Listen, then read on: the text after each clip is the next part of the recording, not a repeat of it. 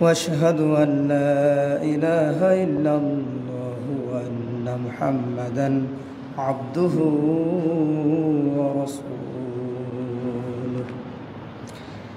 أما بعد فإن أصدق الحديث كتاب الله وخير الهدي هدي محمد صلى الله عليه وسلم وشر الأمور محدثاتها وكل محدثة بدعة وكل بدعة ضلالة وكل ضلالة في النار.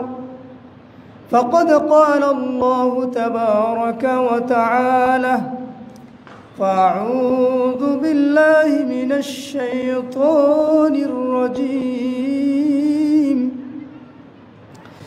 بسم الله الرحمن الرحيم. ولنبلونكم بشيء من الخوف والجوع ونقص من الأموال والأنفس والثمرات وبشر المؤمنين.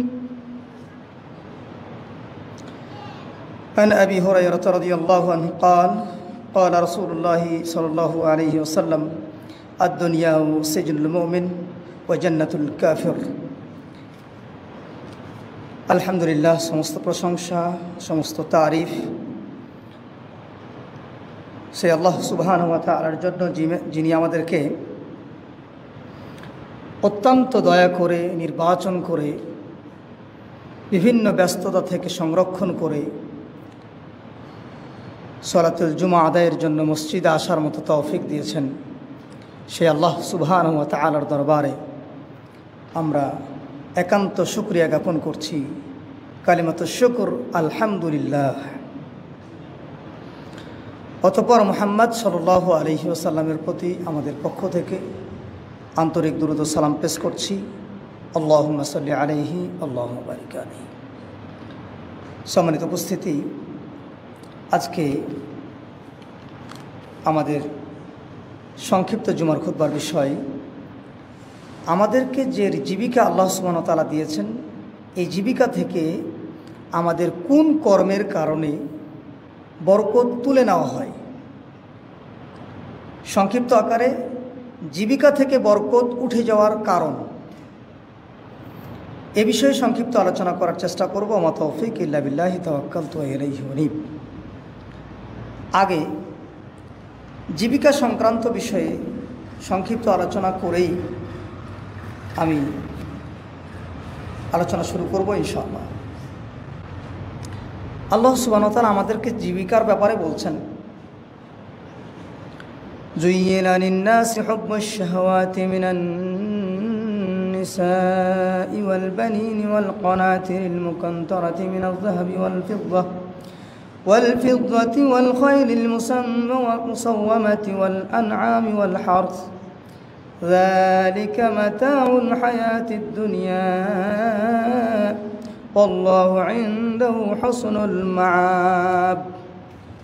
আল্লাহ আমাদেরকে লক্ষ্য করে বলছেন, পৃথিবীতে শুধু সাজানোর জন্য, পৃথিবীকে গোছানোর জন্য, পৃথিবীকে সুন্দর দৃষ্টিনন্দিত করার জন্য আমি তোমাদেরকে এই কিছু বিষয় দিলাম। স্ত্রী দিলাম, পরিবার দিলাম, সন্তান দিলাম, কিছু অর্থের প্রয়োজন, অর্থ দিলাম, স্ত্রীদেরকে, মেয়েদেরকে, বউদেরকে সাজানোর জন্য স্বর্ণ দিলাম, স্বর্ণ রৌপ্য, এবং তোমাদের জন্য কিছু চতুষ্পদ জন্তু দিলাম, তোমাদের জন্য কিছু শস্য ক্ষেত দিলাম, যেখান থেকে ফসল উৎপাদন হয়, দেখে চোখ জুড়িয়ে যায়, ঠিক না? নাই? এসব বিষয় পৃথিবীতেই ভোগের জন্য দেওয়া হয়েছে। আল্লাহ সুবহানাহু ওয়া তাআলা বলছেন, এসব কিছু তোমাদের পৃথিবীতেই ভোগ করার জন্য আমি দিয়েছি। এর মানে আল্লাহ সুবহানাহু ওয়া তাআলা আমাদের নসিবে যা রেখেছেন তা হবেই, তা আমরা পাবই। তার পরিবর্তন করার ক্ষমতা আমাদের নাই। এ মর্মে সূরাতুল আল ইমরানের 14 নম্বর আয়াতে আল্লাহ সুবহানাহু ওয়া তাআলা স্পষ্ট করে বললেন, এই বিষয়গুলি তোমাদের চাওয়া পাওয়ার কিছু নয়, এগুলি শুধু দুনিয়াকে সৌন্দর্য করার জন্য, দুনিয়ার চাকচিক্য করার জন্যই আমি সৃষ্টি করেছি, আমি তোমাদের দেওয়ার জন্যই সৃষ্টি করেছি, অতএব এগুলি তোমাদের চাওয়ার কোনো বিষয় নয়। আল্লাহু ইনদাহু হুসনুল মাআব, আল্লাহ সুবহানাহু ওয়া তাআলার কাছে যে ফিরে যেতে হবে, আল্লাহ সুবহানাহু ওয়া তাআলার কাছে যে সফলতা পেতে হবে, জান্নাতের সনদ পেতে হবে, এটা হলো মূল বিষয়। আল্লাহ এই আয়াতে বলছেন আল্লাহু ইনদাহু হুসনুল মাআব, তোমাদের জন্য আকাঙ্ক্ষা হলো, তোমাদের চাওয়ার বস্তু হলো আমার কাছে জান্নাতের ফয়সালা, এটা হলো চাওয়ার বিষয়, দুনিয়া কোনো চাওয়ার বিষয় নয়। অতএব দুনিয়া নিয়ে তোমরা ব্যস্ত হও না। এখানে দুটি কথা খুব উল্লেখ করার মতো। পৃথিবীতে সবচাইতে বেশি দ্বন্দ্বে পড়ে যায় দুটি বিষয় নিয়ে। তার এক নম্বর হলো সম্পদ। এক নম্বর কি? সম্পদ। এই সম্পদ নিয়ে আমরা বিতর্কে লিপ্ত হই, সম্পদ নিয়ে দাঙ্গায় লিপ্ত হয়ে যায়, সম্পদ নিয়ে ভাই ভাইয়ের সাথে সম্পর্ক ছিন্ন করে বসি না নাই। এই জন্য আল্লাহ সুবহানাহু ওয়া তাআলা উল্লেখ করে দিয়েছেন, প্রত্যেকটা একটা একটা করে বলছেন, তোমাদের পছন্দের জিনিস, এগুলো খুব পছন্দের জিনিস, সবাই পছন্দ করবে, তবে এগুলো কি শুধু দুনিয়াতেই থাকবে, আখেরাতে তোমার কোনো উপকার করতে পারবে না। আপনার যদি 100 উট থাকে, 1000 গরু থাকে, 100 বিঘা সম্পত্তি থাকে, 10 কোটি টাকা থাকে, বিশাল বাড়ি থাকে, আপনাকে সুন্দর সুন্দর 2-3টা বউ দেওয়া থাকে, অনেক ছেলে মেয়ে আপনার দুনিয়াতে স্কলার্স পেয়েছে, আপনার কোনো উপকার আসবে না যদি ওই সন্তান আপনার জন্য দোয়া না করে। ওই সন্তান যদি আপনার জন্য দোয়া না করে, ওই সম্পদ যদি আপনার সঠিক খাতে ব্যয় না হয়, কোনো উপকারে আসবে না। অতএব পৃথিবীতে বেঁচে থাকতেই এই জীবিকাগুলি তোমাকে দিলাম, এই জীবিকাগুলির মাধ্যমে তুমি কিয়ামতের মাঠে জান্নাতের সনদ গ্রহণ করার চেষ্টা করবে, এটা হলো মূল কথা। এরপরে এক আলোচনার প্রেক্ষাপটে আল্লাহ সুবহানাহু ওয়া তাআলা বলছেন, সূরা কাহফের 46 নম্বর আয়াতে বলছেন, আল মাল ওয়াল বানুনা যিনাতুন হায়াতিদ দুনিয়া, যত সম্পদ তোমার হাতে দেখছো, তোমার যত সম্পদ তোমার দুনিয়াতে দেখছো, এই সম্পদগুলি দুনিয়ার জন্য সৌন্দর্য মাত্র। দেখেন, সুন্দর ফসল হয়েছে, দুনিয়ার সৌন্দর্য। আপনার ফসল হয়েছে, আপনি পৃথিবী থেকে চলে গেলেন, সম্পদের জায়গায় থেকে গেল, আপনার অবস্থান আপনাকে গ্রহণ করতে হবে, ঠিক না? এই জন্য আমাদেরকে সতর্ক সাবধানতার সাথে দুনিয়ার সম্পদ, দুনিয়ার সম্পর্ককে কাজে লাগাতে হবে। এই বিষয়গুলো অত্যন্ত ভয়াবহ, বেশি কুন্দলে পড়ে যায়। দ্বিতীয় নম্বর বিষয় হলো বেশি দ্বন্দ্ব করি নারী নিয়ে। এই দুটি বিষয় অত্যন্ত ভয়াবহ অবস্থানে গেছে এখন, সম্পদ এবং নারী। শুধু এখন নয়, মূসা আলাইহিস সালামের যুগেও একজন মানুষ, সম্পদশালী মানুষ, তার একটি মাত্র মেয়ে, এক পর্যায়ে তার আপন ভাইয়ের ছেলে, তার ভাতিজা, ওই সম্পদের উপর লালসায় পড়ে এবং তার ওই কন্যা সন্তানের লালসায় পড়ে সে তার কাকাকে হত্যা করেছে। কাকা বুঝেন তো নাকি? চাচা বুঝেন?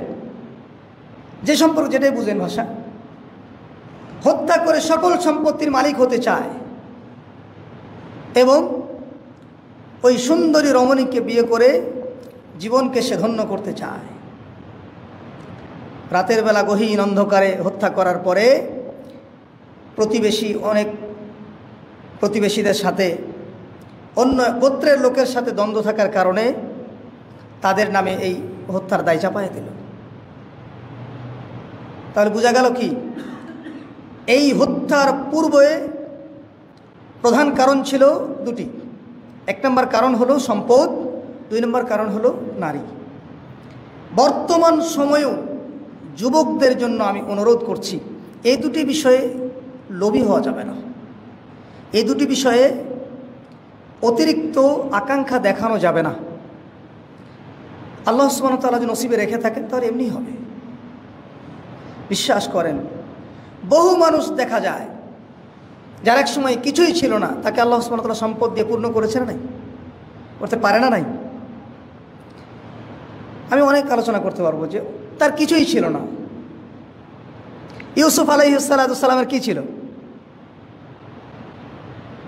পরনের পোশাক পর্যন্ত ছিল না।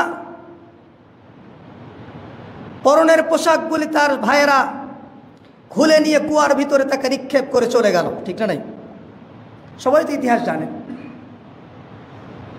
এই বিবস্ত্র সন্তান এক সময় বিরাট একটি রাষ্ট্রের অর্থমন্ত্রী হয়েছে না? তাহলে এখান থেকে বোঝা যায় আল্লাহ সুবহানাহু ওয়া তাআলা নসিবে যদি রাখে তাহলে অবশ্যই এমনি এমনি হবে না? নাই, এটা বিশ্বাস করবেন। এই অর্থের জন্য আমাদের অত্যন্ত অতিরিক্ত লোভী হওয়া যাবে না। আমাদেরকে যে রিজিক আল্লাহ সুবহানাহু ওয়া তাআলা দিয়েছেন, এখান থেকে দুটি কাজ করতে হবে। ইনফিকুন, খরচ করতে হবে। মিম্মা রাযাকনাহুম ইনফিকুন, আমাদেরকে আল্লাহ যে রিজিক দিয়েছেন সেখান থেকে খরচ করতে হবে এবং আল্লাহ সুবহানাহু ওয়া তাআলাকে খুশি করার জন্য ব্যয় করতে হবে। খরচ আর ব্যয় কিন্তু এক জিনিস নয়। যেটা পৃথিবীতে আমাদের প্রয়োজনে খরচ করছি এটা হলো খরচ, আর যেটা আল্লাহ সুবহানাহু ওয়া তাআলাকে সন্তুষ্টির জন্য সদকা করি এটা হলো ব্যয়। এটা কি ব্যয়? এটা মনে রাখবেন। আমরা কিন্তু গলিয়ে ফেলি, সবগুলি খরচ মনে করি। মসজিদের জন্য 10 টাকা প্রয়োজন দিতে হবে, এটা ব্যয় মনে করি। জি না, এটা ব্যয়। এটা আমাদের, এটা আল্লাহ সুবহানাহু ওয়া তাআলাকে দেওয়ার জন্য এটা ব্যয়। এটা আমাদের জমা থাকবে, এটা কি থাকবে? এটা খরচ নয়। খরচ মানে চলে যাওয়া, আর ব্যয় মানে গচ্ছিত রাখা যায় আল্লাহ সুবহানাহু ওয়া তাআলার কোর্টে, আল্লাহ সুবহানাহু ওয়া তাআলার ব্যাংকে জমা থাকে। এটা হলো সাময়িক, মনে হচ্ছে চলে গেল, কিন্তু এটা চলে যায় না, এটা থেকে যায়। এই জন্য এই সম্পদগুলি আমাদের, এই অর্থগুলি, এই রিজিকগুলি আল্লাহ সুবহানাহু ওয়া তাআলা আমাদেরকে দিয়েছেন পরীক্ষার জন্য। আল্লাহ সুবহানাহু ওয়া তাআলা আমাদেরকে লক্ষ্য করে বলছেন, আউযু বিল্লাহি মিনাশ শাইতানির রাজীম, ওয়ালা নাবলুওয়ান্নাকুম বিশাইইন মিনাল খাউফি ওয়াল জু'। এই আয়াতে বলছেন আমি আল্লাহ তোমাদেরকে পরীক্ষা করব। কি দিয়ে? ভয় দিয়ে পরীক্ষা করব। ভয় কি? আপনি যদি মসজিদে এই টাকা দিয়ে দেন তাহলে চলবেন কি করে? এই যে অন্তরে ভয় আসে না? ভয় দিয়ে পরীক্ষা করব। তোমাদেরকে ক্ষুধা দিয়ে পরীক্ষা করব। এই ক্ষুধার বিপরীত শব্দ কি? অতিরিক্ত সম্পদ। ভয়ের বিপরীত শব্দ কি? দুঃসাহস। মনে রাখবেন, আলোচনা অহেতুক ফেলে দেওয়ার চেষ্টা করবেন না। খুব গবেষণা করে কথা বলা হয়। তাহলে কি বুঝলেন? আল্লাহ সুবহানাহু ওয়া তাআলা পরীক্ষা করবেন। পরীক্ষার বিষয়বস্তু কি? ভয়। ভয় দিয়ে পরীক্ষা করবেন। যদি আমরা আল্লাহ সুবহানাহু ওয়া তাআলাকে ভয় না করে পৃথিবীর কোনো তাগুতকে ভয় করে দুনিয়ার জীবন পরিচালনা করি, এই ভয়ই জাহান্নামে যাওয়ার জন্য কারণ হয়ে যাবে। বুঝতে অসুবিধা হচ্ছে? ক্ষুধা দিয়ে পরীক্ষা করব। অনেক পেটে যন্ত্রণা, ক্ষুধা, আহা, সকাল থেকে খায়নি। আমি তো ওনার দোকান থেকে গেলে উনি যখন বের হয়ে যাবে তখন একটু কিছু খেতে পারবো। উনি তো দেখবে না, কিন্তু দেখবে কে? আল্লাহ সুবহানাহু ওয়া তাআলা। এই আল্লাহ সুবহানাহু ওয়া তাআলাকে দেখার যে ভয় এবং ক্ষুধার যন্ত্রণার যে পরীক্ষা, এই পরীক্ষায় আমাদেরকে পাস করতে হবে। আমাদের অন্তরে ভয় প্রবেশ করার জন্য আমাদের আত্মীয় স্বজনই কাজ করে। আপনার আমার পরিবার বুদ্ধি দেয়, আপনি যদি এই টাকা দিয়ে দেন, আপনি যদি এই সম্পদ দিয়ে দেন তাহলে আগামী বছর চলবো কি করে? আছে না নাই? আপনি যদি এটা দিয়ে দেন তাহলে আগামী বছর কি হবে? এই ভয় অন্তরে ঢুকিয়ে দিয়ে অন্তরকে দুর্বল করে দিয়ে পৃথিবীমুখী করে দেয়। এই জন্য আমাদেরকে সতর্ক সাবধান থাকতে হবে। তাদের কথা শুনতে হবে না আমি এটা বলছি না, তাদের পরামর্শ গ্রহণ করেন। তবে যদি মনে করেন যে এই দান আমাকে আল্লাহ সুবহানাহু ওয়া তাআলাকে দিয়ে আমি সন্তুষ্ট করতে চাই, এটা আমি নিয়ত করেছি, তাহলে আর কারো কথা শোনার সুযোগ নেই। এরপরে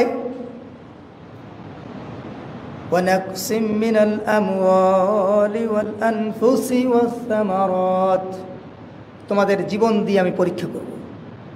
আনফুস, নফস, হায়াত দিয়ে পরীক্ষা করবেন আল্লাহ বলছেন। পরীক্ষার বিষয়বস্তু কি? হায়াত, সময়। আপনাকে 80 বছর, 60 বছর, 90 বছরের জীবন দিল, এই সময় কোন খাতে ব্যয় করলেন, কোন কাজে ব্যয় করলেন, এর জবাব আপনাকে আমাকে দিতেই হবে। সাবধান থাকা দরকার, আছে না নাই? সাবধান থাকা দরকার। ওয়াস সামারাত, ফসল দিয়ে পরীক্ষা করব। তুমি কি করো? তোমাকে আমি 100 বস্তা ভুট্টা দিলাম, এদিকে ভুট্টা হয় নাকি? 200 বস্তা ধান দিলাম, 300 বস্তা গম দিলাম, এই গম তোমার প্রতিবেশী না খেয়ে থাকলো কিনা, অসহায় মিসকিন ইয়াতিমদের খাবারের প্রয়োজন তুমি ঘাটতি মিটিয়েছ কিনা, এই হলো পরীক্ষার বিষয়। জটিল বিষয়। আপনি মনে করছেন আমার তো আল্লাহ সম্পদ দিয়েছে, এটা তো আল্লাহ আমাকে দিয়েছে, আমি ব্যবহার করব শুধু। জি না, বিশ্বাস করেন আপনার ওই সম্পদের উপরে 14 জন মানুষের হক রয়েছে। তার একটি হক হলো ইয়াতিমদের, একটি হক হলো মিসকিনদের, একটি হক হলো ফকিরদের, একটি হক হলো প্রতিবেশীদের, একটি হক হলো আত্মীয় স্বজনদের। এভাবে বলতে 14টা বলা যাবে।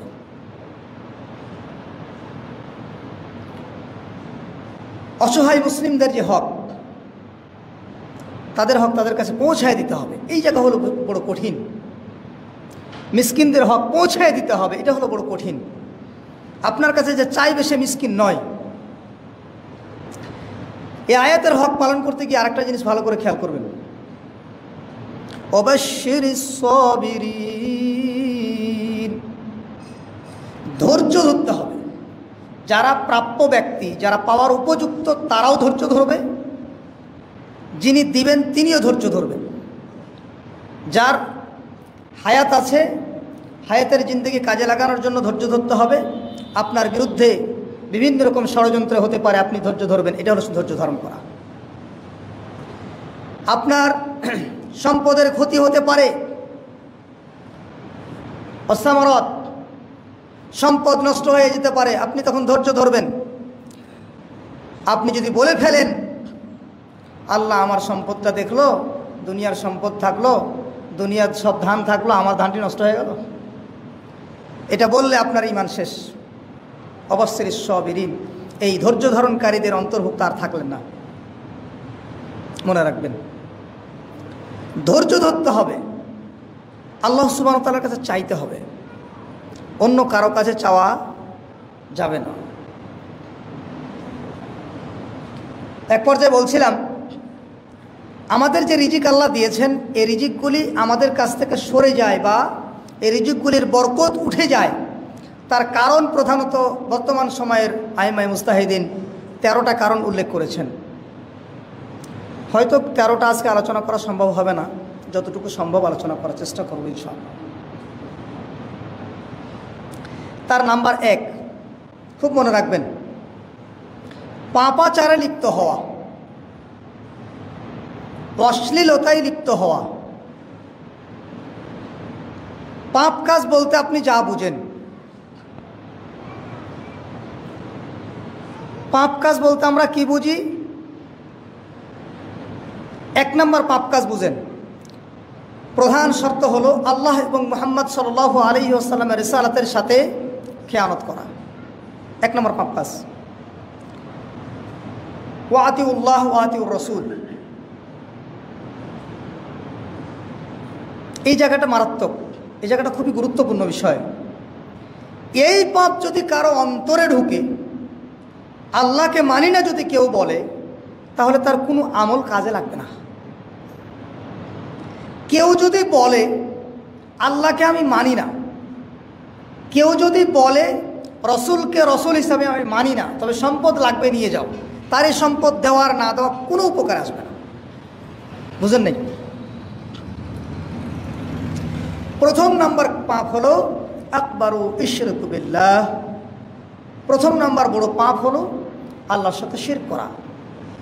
ওয়া উকুকুল ওয়ালিদাইন, পিতামাতার সাথে খারাপ আচরণ করা।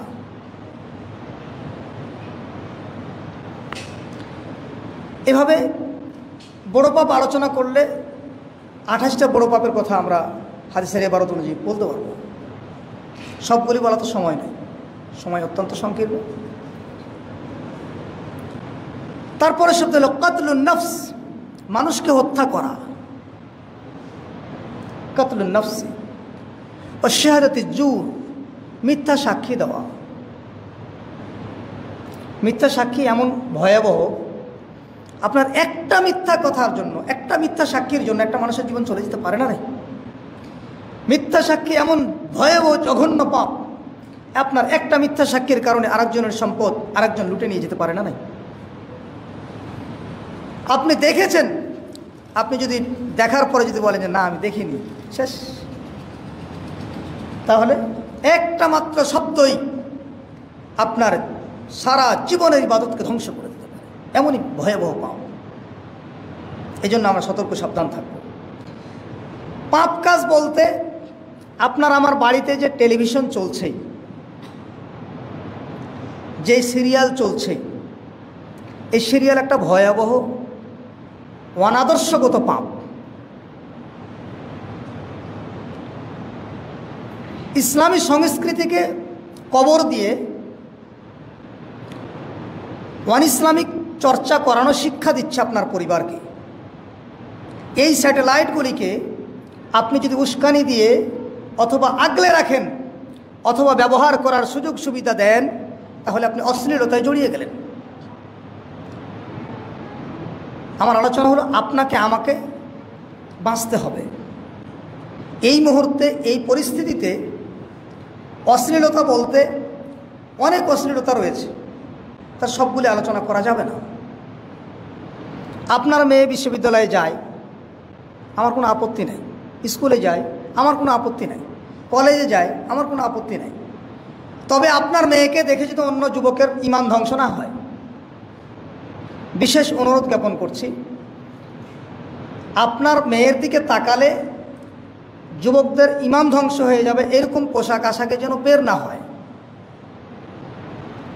রাসূলুল্লাহ সাল্লাল্লাহু আলাইহি ওয়াসাল্লাম আপনার মেয়ের ব্যাপারে বলেছেন আদায়ুস, বহুবচন শব্দ ব্যবহার করে বলেছেন, যারা দায়ুসকে সহযোগিতা করে, যারা দায়ুসের সহযোগী, যারা এই বেহায়াদের সহযোগী, তারা সবাই জাহান্নামে যাবে। আর দায়ুস লা ইয়াদখুলুল জান্নাহ, যারা জান্নাতে যাবে না। দায়ুসের সিরিয়াল হলো 14 জন। বলেন কি, এতদিন তো শুনেছি যে বাপ আর স্বামী হলেই যথেষ্ট। তার দাদা পর্যন্ত যদি পৃথিবীতে থাকে, সে পর্যন্ত দায়ুস হবে, তার সমস্ত দায়িত্বশীল দায়ুস হবে ওই একটি নারীর কারণে। বলছিলাম আপনার এই মেয়ের ব্যাপারে আল্লাহ সুবহানাহু ওয়া তাআলা বলছেন যে তারা ঘরে থাকবে। তারা কোথায় থাকবে? ঘরে থাকবে। তারা নিজেদেরকে আবৃত করে রাখবে। তারা জাহেলিয়াতদের মতো নিজেদেরকে দেখিয়ে বেড়াবে না, প্রদর্শনী দিবে না। এভাবে স্পষ্ট করে বলেছেন, ওয়ালা তাবাররুজাল জাহিলিয়াতিল উলা। ওই যে জাহেলি যুগের মহিলারা যেভাবে নিজেদেরকে অর্ধনগ্ন হয়ে চলাচল করত, ঠিক তেমনি মুসলিম সমাজের মেয়েরা যেন চলাচল না করে। এটা হলো পাপাচার। এই পাপাচারের শেষ কোথায়? এই মুহূর্তে তওবা করে ফিরে আসতে হবে। আপনাকে আপনার মেয়েকে, আপনার স্ত্রীকে, আপনার শ্বশুরকে, আপনার পিতাকে, আপনার বড় ভাইকে, এই 14 জন সবাইকে তওবা করতে হবে এবং পর্দার আইনকে আল্লাহ সুবহানাহু ওয়া তাআলার সন্তুষ্টির জন্য মেনে নিতে হবে। যদি মেনে নিতে ব্যর্থ হই তাহলে এই পাপাচারের কারণে আমাদের আল্লাহ সুবহানাহু ওয়া তাআলার পক্ষ থেকে আসা যে রিজিক, এই রিজিকের দয়া, মায়া এবং রিজিকের যে বরকত, এটা উঠে যাবে। তাহলে আল্লাহ সুবহানাহু ওয়া তাআলা আমাদেরকে বেশ কয়েক আয়াতে হুমকি দিয়েছেন। সূরাতুল আনকাবুতের 40 নম্বর আয়াতে হুমকি দিয়েছেন। কি বলছেন? ফাকুলু আখাযনা, আল্লাহ সুবহানাহু ওয়া তাআলা আমাদেরকে বলছেন, তোমাদেরকে যে খাবারগুলি দিয়েছি, প্রত্যেক প্রাণীকেই আমি খাবার দিয়ে থাকি। বিযামবিহি ফামিসহুম মিন আরসালনা আলাইহি হাসিবা। আল্লাহ বলছেন, রিজিক দেওয়ার পরে, তোমাদেরকে সভ্যতা দেওয়ার পরে, তোমরা এই পাপাচারে লিপ্ত হওয়ার কারণে তোমাদের পূর্ববর্তীদের দিকে তাকায়া দেখো, অনেক জাতিকে এমনভাবে আমি আক্রমণ করেছি, এমনভাবে আমি তাদেরকে অ্যাটাক করেছি, কাউকে বাতাস দিয়ে ধ্বংস করে দিয়েছি। সুবহানাল্লাহু আকবার। কাউকে প্রবল পানি দিয়ে ডুবিয়ে মেরেছি। ফেরাউন মরেছে কিভাবে? নূহ আলাইহিস সালাতু সালামের কওম কিভাবে মরেছে? পানিতে ডুবে মারা গেছে। অনেক জাতিকে, আদ জাতির কথা আলোচনা করে বলছেন, ফাসাফনা বিহিল আরদা ওয়া মিনহুম মিন আগরাক। আল্লাহ বলছেন, অনেক জাতিকে আমি মাটির নিচে ধ্বংস করে দিয়েছি। আদ জাতির কথা আলোচনা করে আল্লাহ সুবহানাহু ওয়া তাআলা বলছেন, তারা দুপুরে খাওয়া দাওয়া করার পরে একটু রেস্টে ছিল। আরাম করি না আমরা দুপুরে খাওয়ার পরে? এভাবে তারা আরাম করত। দুপুরে খাওয়া দাওয়া করে যখন রেস্টে গেছে, আল্লাহ সুবহানাহু ওয়া তাআলা এমনভাবে ভূমিকম্প দিয়েছে, এক ভূমিকম্পতে সব মানুষ মাটির গর্ভে চলে গেছে। এভাবে আল্লাহ সুবহানাহু ওয়া তাআলা ধ্বংস করেছেন। এই হুমকি দিয়ে আমাদেরকে বোঝাচ্ছেন, তোমরাও যদি ওই অনাচার পাপ কাজগুলি, এই অন্যায় অশ্লীলতাগুলি যদি তোমরা পরিহার না করো, তাহলে আমি আল্লাহ তোমাদেরকে ধ্বংস করে দিতে একবারের পর দ্বিতীয়বার ভাববো না। ঠিক না? নাই? এই হুমকি দেওয়ার কারণটা কি? আমাদেরকেও সতর্ক হওয়ার জন্য বলছেন। এই কাজগুলি আমরা যদি করি, আচ্ছা বলেন, নূহ আলাইহিস সালামের সম্প্রদায়ের অপরাধ কি ছিল? নিজের ব্রেন খাটান একটু। তাদের অপরাধ ছিল রসুলকে, আল্লাহ সুবহানাহু ওয়া তাআলার পক্ষ থেকে আসা রিসালাতকে অপমান করা। এই অপরাধ যদি আমরা করি, তাহলে আমাদের গতি তাই হবে, কেউ বাঁচাতে পারবে না। আদ জাতির অপরাধ কি ছিল? ইসলামের নীতিগুলিকে তারা পছন্দ করত না। আজকের দিনেও ইসলামের নীতি যদি আমরা পছন্দ না করি, তাহলে আমাদের উপর এরকম জুলুম আসবে না, এরকম দুর্ঘটনা আসবে না, এরকম গজব আসবে না, তার গ্যারান্টি কে দেবে? আল্লাহ তো বলেছেন, তাদেরকে আমি এরকম করেছি, তোমরা যদি এরকম হও, তোমাদেরকে আমি আল্লাহ এরকম গজব দিতে একবারের পর দ্বিতীয়বার ভাববো না। দেখেন, দ্বিতীয় নম্বর কারণ হলো, আমরা রিজিক অর্জন করি, রিজিকের বরকত কোথায় যায়? আজকের আলোচনা শুনে যান। মানুষের সাথে প্রতারণা করা। দ্বিতীয় নম্বর কারণ কি? মানুষের সাথে প্রতারণা করা। কেমন প্রতারণা?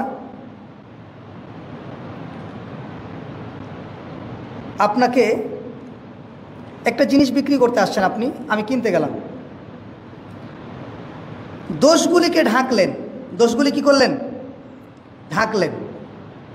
আর ওই যে জিনিস বিক্রি করতে এসেছেন তার উপকারগুলি আমার সামনে উপস্থাপন করলেন। কি করলেন? এটা হলো ধোঁকা দেওয়া, প্রতারণা করা। আরেকটা জিনিস দেখেন,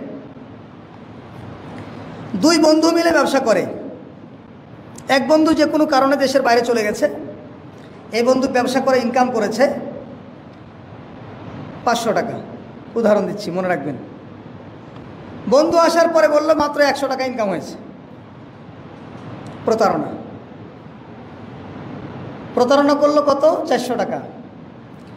এই 400 টাকার কারণেই তার সারা জীবনের জীবিকার বরকত আল্লাহ সুবহানাহু ওয়া তাআলা তুলে নেবেন। বুঝেননি মনে হয়? শেয়ার ব্যবসা করি না আমরা, 2-3 জন মিলে একটা কিছু কিনে 4 জন মিলে কিনলাম বা 7 জন মিলে কিনলাম, কেনার পরে একজন অনুপস্থিত, তাকে আমরা ঠকায় দিলাম। এরকম হয় না? অনেক সময় করে না? মানুষ ভুলে কিন্তু এই কাজ করে। এই জন্য আল্লাহ সুবহানাহু ওয়া তাআলা খুব সতর্ক করেছেন, এই প্রতারণা যারা করবে তাদের জীবিকা থেকে বরকতকে তুলে নেওয়া হবে। খুব মনে রাখবেন। সহিহুল বুখারীর 2079 নম্বর হাদিস, খুব স্পষ্ট কথা। আল বাইআন, যারা ব্যবসা করে, বিল খিয়ার মা লাম ইয়াতাফাররাক আও ক্বালা হাত্তা ইয়াতাফাররাক, একজন আরেকজনের কাছে দূরে গেলেই কি করে? তাদের সাথে প্রতারণা করে। ফাইন্না সাদাকা ওয়া বাইনা বুয়ুরিকা লাহুমা, যদি এর পরিবর্তে কেউ যদি সদকা করে, এই অন্যায় না করে কেউ যদি সদকা করে, ত্রুটিমুক্ত চলাচল করে, তাহলে আল্লাহ সুবহানাহু ওয়া তাআলা তাকে বরকত দেবে। ত্রুটি না করে, ধোঁকাবাজি না করে, প্রতারণা না করে, বরং 10 টাকা ইনকাম করে 1 টাকা সদকা করে, আল্লাহ সুবহানাহু ওয়া তাআলা তার জীবিকাতে কি দিবে? বরকত দান করবে। আপনি কিনে এনেছেন 100 টাকা দিয়ে, বিক্রেতার সামনে বলছেন 400 টাকা দিয়ে কিনা আছে। এই কাজ আমরা করি না? নাই। আবার পরবর্তী কারণ আছে কসম করা, তখন জোর দিয়ে বলে আল্লাহর কসম আমি এত টাকা দিয়ে কিনেছি। নাউজুবিল্লাহ। যারা বেশি বেশি কসম করে, আবু দারদা রাদিয়াল্লাহু আনহু বলছেন, বেশি বেশি যারা কসম করে তাদের বেশিরভাগ কসমই হয় মিথ্যা। বেশিরভাগ কসম কি হয়? মিথ্যা। আর এই মিথ্যা কসমের জন্য তাদের জীবিকা থেকে বরকতকে আল্লাহ সুবহানাহু ওয়া তাআলা তুলে নেন।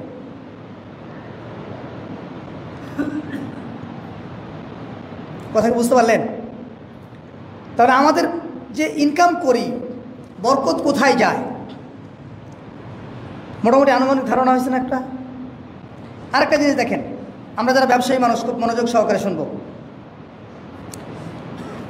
আল্লাহ সুবহানাহু ওয়া তাআলা আমাদেরকে লক্ষ্য করে বলছেন, ওমা আতাইতুকুম মির রিবা,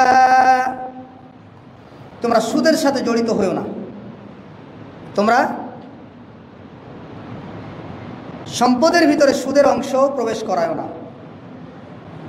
যদি তোমরা সুদের অংশ প্রবেশ করাও তাহলে তোমাদের বরকত আল্লাহ সুবহানাহু ওয়া তাআলা তুলে নেবেন। ফালা ইয়ারবু ইনদাল্লাহ ওমা আতাইতুম মির রিজক, তোমাদের রিজিক থেকে আল্লাহ সুবহানাহু ওয়া তাআলা যে বরকত বা দয়া এটা তুলে নেবেন। আমরা ব্যবসার উন্নয়নের জন্য কি করি? ঋণ নেই, আছে না নাই? 10 লাখ টাকা আছে, 20 লাখ টাকা হলে ভালো হয়, ব্যবসা করতে সুবিধা হয়, আছে না নাই? এ কারণেই আজকের আলোচনা খুব স্পষ্ট। যারা 1 টাকা সুদের অংশ রিজিক বৃদ্ধির জন্য কাজে লাগালো, তাদের সমস্ত রিজিক থেকে, সমস্ত অর্থ থেকে আল্লাহ সুবহানাহু ওয়া তাআলা বরকতকে তুলে নেবেন। নাউজুবিল্লাহ।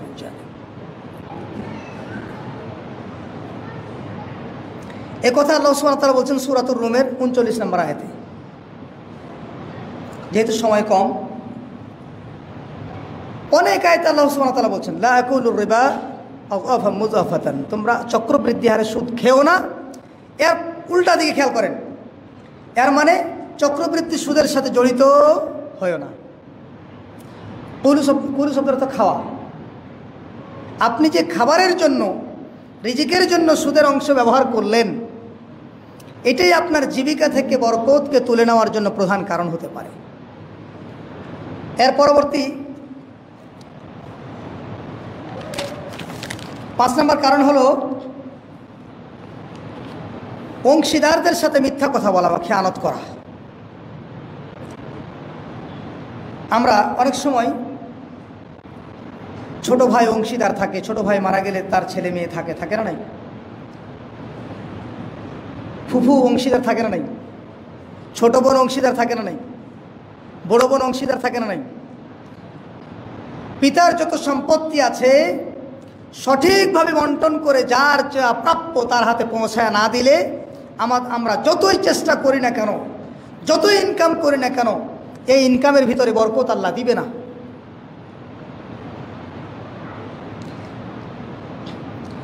আমি তো এক আলোচনায় বলেছিলাম, ওয়ালা তালবিসুল হাক্কা বিল বাতিল ওয়া তাকতুমুল হাক্কা ওয়া আনতুম তা'লামুন।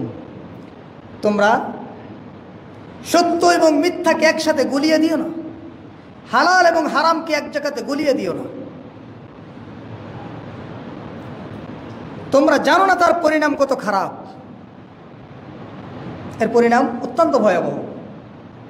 এর মানে আজকের আলোচনা থেকে স্পষ্ট, অংশীদারদের সম্পত্তি যদি আপনার অংশে থাকে, আপনি সেটা তাকে যদি বুঝিয়ে না দেন, তাহলে আপনি ওই টাকা মসজিদে দিলেও আল্লাহ কবুল করবে না। কেন? হারাম জড়িত আছে। আলোচনা পরিষ্কার হয়েছে না? নাই? না বুঝলে পরবর্তী সময়ে নামাজের পরে জিজ্ঞাসা করবেন। 6 নম্বর কারণ হলো নিয়ামত পাওয়ার পরে আমরা শুকর গুজার করতে জানি না। শুকর গুজার করতে না জানার কারণে আমাদের কাছ থেকে আল্লাহ সুবহানাহু ওয়া তাআলা নিয়ামতকে তুলে নিচ্ছেন, বরকতকে, দয়াকে উঠিয়ে নিচ্ছেন, আমাদের জীবিকা থেকে বরকতকে তুলে নিচ্ছেন। আল্লাহ সুবহানাহু ওয়া তাআলা আমাদেরকে সতর্ক হওয়ার জন্য বলেছেন, লাইন শাকারতুম লাযিদান্নাকুম ওয়া লাইন কাফারতুম ইন্না আযাবি লাশাদীদ। যারা শুকরিয়া করে আমার নিয়ামত পাওয়ার পরে, তাদের আমি নিয়ামতকে অনেক গুণে বাড়াইয়া দিই। সুবহানাল্লাহ। আর যারা শুকরিয়া করে না, নাশুকরি করে, ওয়ালাইন কাফারতুম, যারা আমার দেওয়া নিয়ামতকে অস্বীকার করতে চায়, তাদের জন্য এমন ভয়াবহ আকস্মিক আযাব আমি অপেক্ষা রেখেছি যেটা সে কোনোদিন ধারণা করতে পারবে না। কোনোদিন কোনো আত্মা, কোনোদিন কোনো অন্তর অনুমান করতে পারবে না কখন কোন সময় আযাব চলে আসবে। লাশাদীদ, কঠিন থেকে কঠিনতর আযাব। এই আযাবের তাফসীর করলে তো অনেক সময় লেগে যাবে।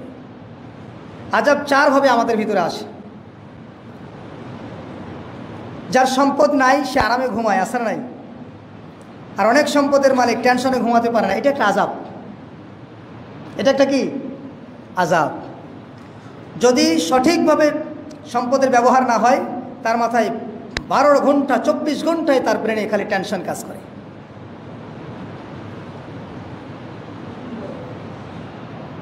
আযাব দেখবেন দুনিয়াতে চলাচল করতে গিয়েও আযাবে পড়ে যায়, যদি ওই 4টি শর্ত পূরণ না করে।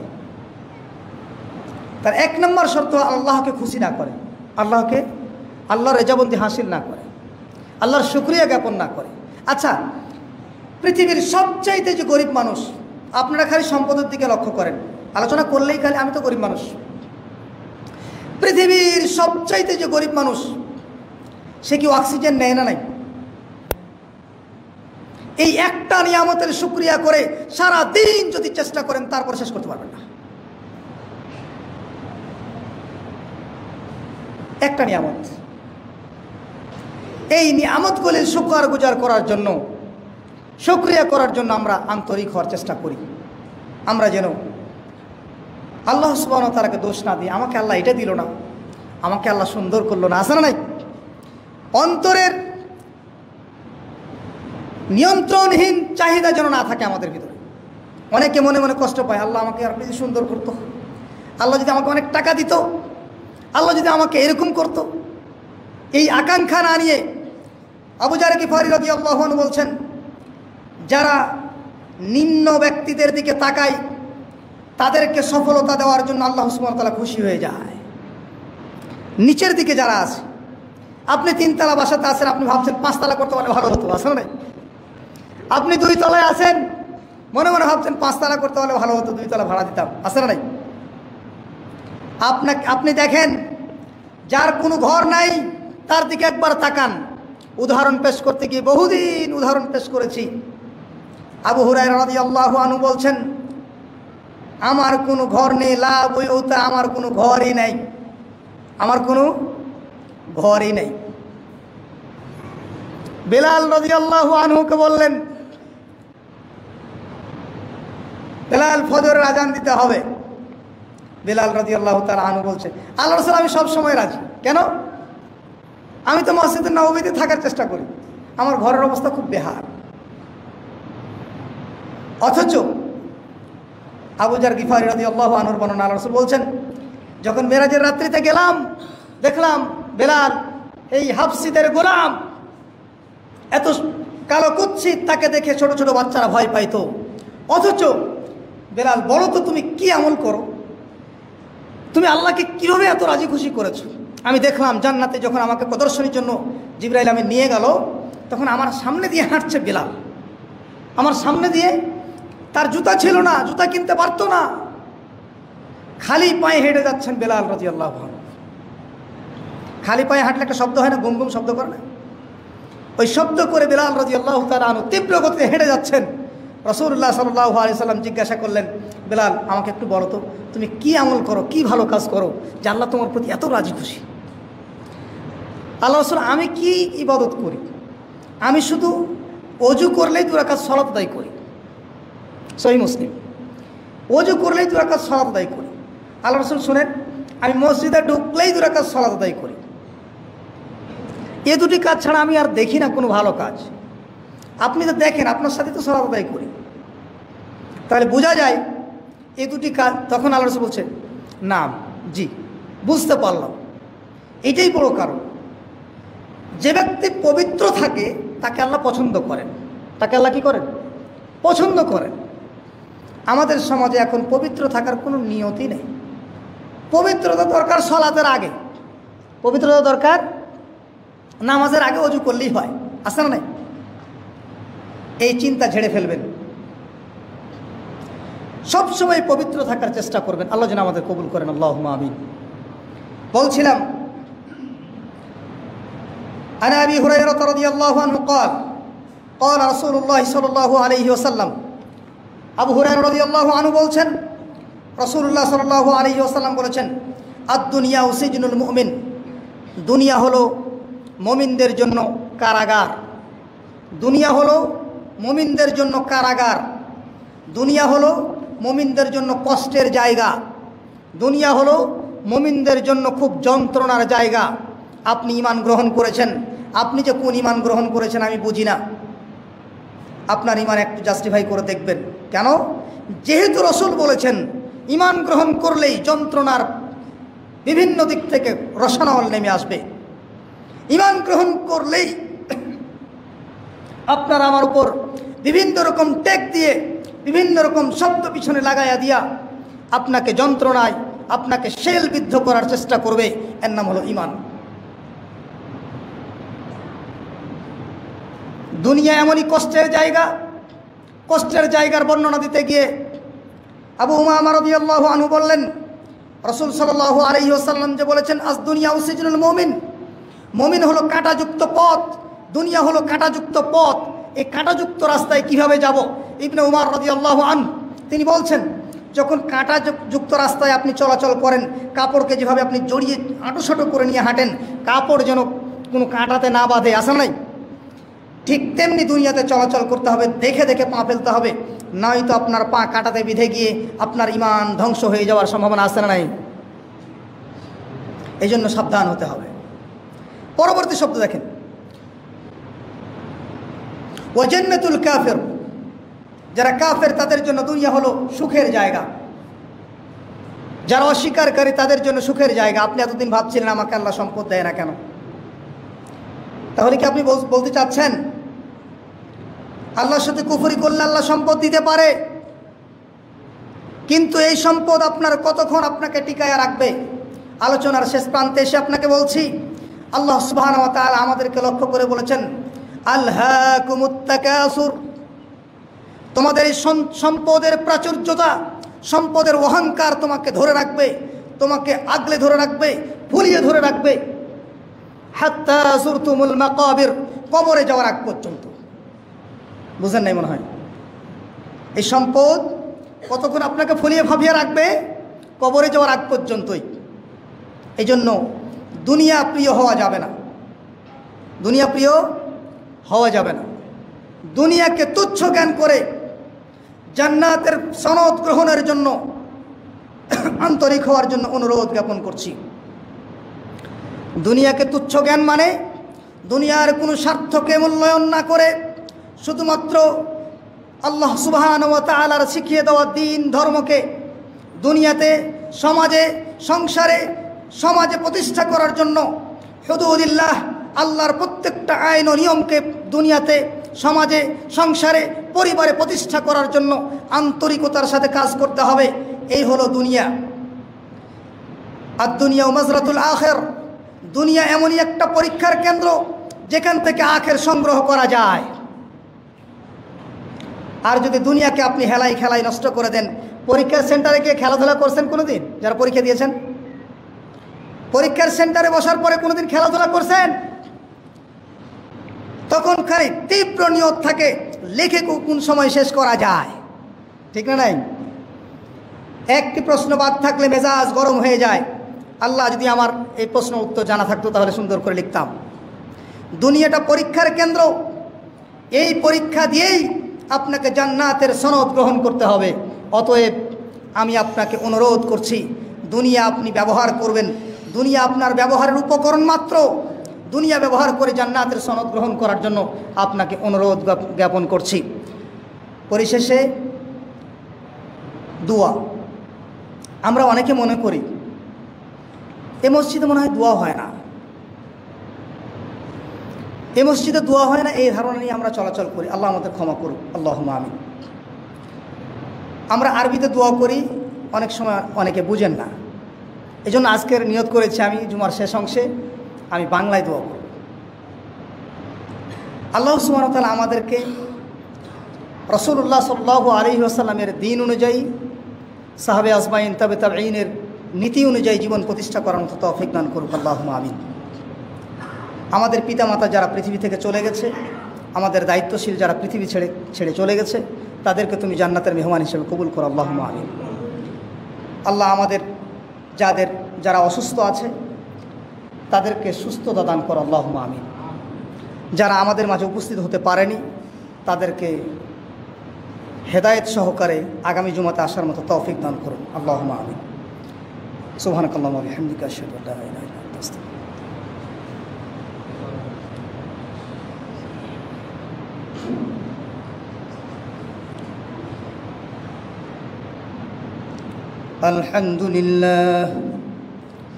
الحمد لله نحمده ونستعينه ونستغفره ونعوذ بالله من شرور أنفسنا ومن سيئات أعمالنا، من يهده الله فلا مضل له ومن يضلله فلا هادي له، وأشهد أن لا إله إلا الله وأن محمدا عبده ورسوله.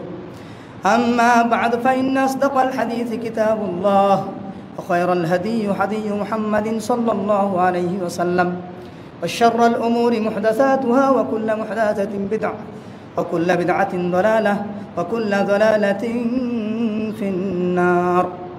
সবাই পড়েন اللهم صل على محمد وعلى آل محمد كما صليت على إبراهيم وعلى آل إبراهيم إنك حميد مجيد. اللهم بارك على محمد وعلى آل محمد كما باركت على إبراهيم وعلى آل إبراهيم إنك حميد مجيد. سبحان اللهم آمين. اللهم اجعل الإسلام والمسلمين والكفرة والذل والشرك والمشركين. اللهم اجعل الإسلام والمسلمين والكفرة والذل والشرك والمشركين.